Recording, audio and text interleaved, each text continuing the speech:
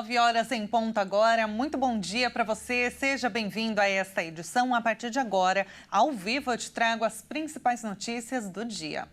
E olha, o Senado Federal vota hoje o último projeto de lei que compõe um pacote de corte de gastos do governo do presidente Lula. Ontem, quinta-feira, por 55 votos a favor e 18 contrários, o plenário aprovou a proposta, que também foi aprovada pela Câmara dos Deputados. Resta aprovar o projeto que limita o aumento real acima da inflação do salário mínimo. Ainda nesta sexta, o Congresso vai promulgar a PEC, que compõe o pacote fiscal do governo Lula. Ela prevê mudanças nas regras de quem pode receber o abono salarial. Além dessa PEC, Câmara e Senado já aprovaram um outro projeto de lei complementar que altera as regras do arcabouço fiscal, que seguiu para a sanção do presidente Lula. E o Congresso Nacional havia concluído em maio a aprovação do projeto de lei que instituiria um novo seguro obrigatório para veículos chamado SPVAT. Ele valeria a partir de janeiro de 2025, mas agora o fim do seguro obrigatório que indenizava pessoas acidentadas foi aprovado pela Câmara dos Deputados e pelo Senado. O fim do DPVAT pode deixar sem indenização as vítimas dos acidentes de trânsito, a não ser que os motoristas de automóveis tenham seguros privados e não obrigatórios com cláusulas específicas. E mudando de assunto, o presidente Lula, que retornou ontem para Brasília após passar por procedimentos na cabeça em São Paulo, tem hoje o seu primeiro compromisso. No Palácio da Alvorada, Lula recebe seus 39 ministros para o último encontro do ano.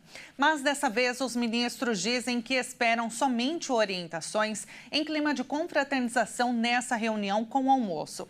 Isso porque o presidente ainda se recupera das últimas intercorrências médicas. Uma reunião ministerial mais robusta é esperada para o próximo mês, em janeiro.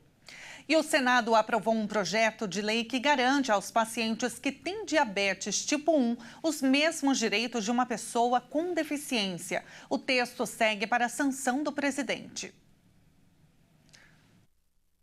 Que de 5% a 10% tenham a do tipo 1. Segundo a Sociedade Brasileira de Diabetes, o diabetes tipo 1 é tratado com insulina, medicamentos, planejamento alimentar e atividades físicas para ajudar a controlar o nível de glicose no sangue. São mais de 600 mil pessoas que sofrem com a doença em todo o país. O projeto de lei que equipara a diabetes tipo 1 à deficiência foi aprovado pelo Senado e segue para sanção. Caso seja aprovada, a lei garantirá aos cidadãos os mesmos direitos previstos para as pessoas com deficiência, como acesso às vagas reservadas em concursos públicos, atendimento prioritário e adaptações no ambiente de trabalho. Além disso, a ideia é de minimizar as dificuldades enfrentadas pelas pessoas, como a aplicação de insulina. De acordo com esse estatuto, a avaliação para constatar a deficiência é biopsicossocial e deve ser realizada por equipe multiprofissional e interdisciplinar. A Anvisa, por exemplo, estuda a possibilidade de incluir os medicamentos usados no tratamento de diabetes, como o Ozempic, na categoria de antibióticos. Atualmente, os medicamentos são comprados facilmente e sem uma receita médica. Mas caso a proposta seja aprovada, a venda só será permitida após a retenção das receitas pelas farmácias. O objetivo é estimular o uso mais racional e seguro da medicação que é geralmente usada para fins estéticos.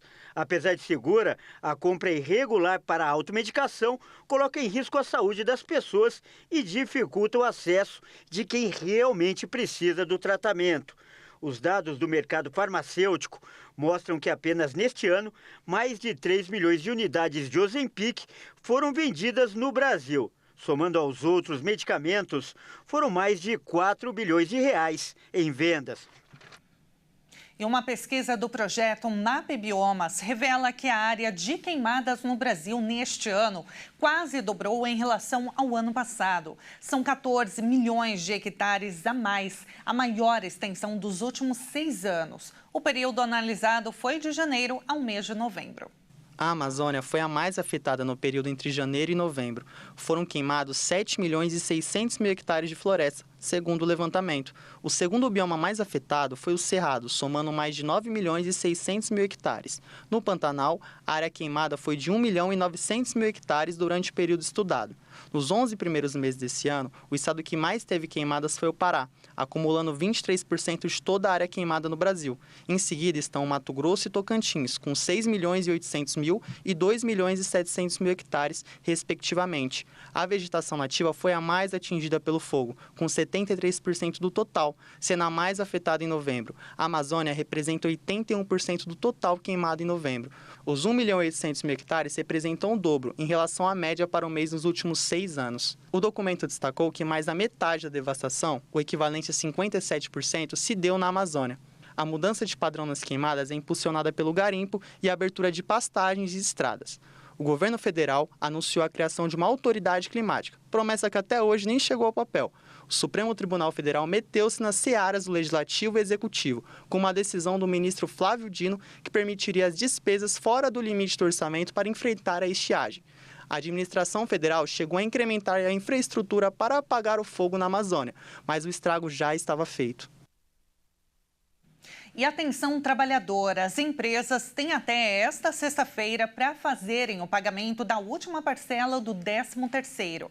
A gratificação é um benefício assegurado por lei para todos os colaboradores que trabalham com registro na CLT. O benefício corresponde ao salário de um mês trabalhado na empresa após um ano como contratado. A partir de 15 dias de trabalho, o empregado passa a ter direito ao pagamento proporcional. E olha, eu fico por aqui, logo mais às 10 horas eu volto em ponto ao vivo com outras informações. Até mais.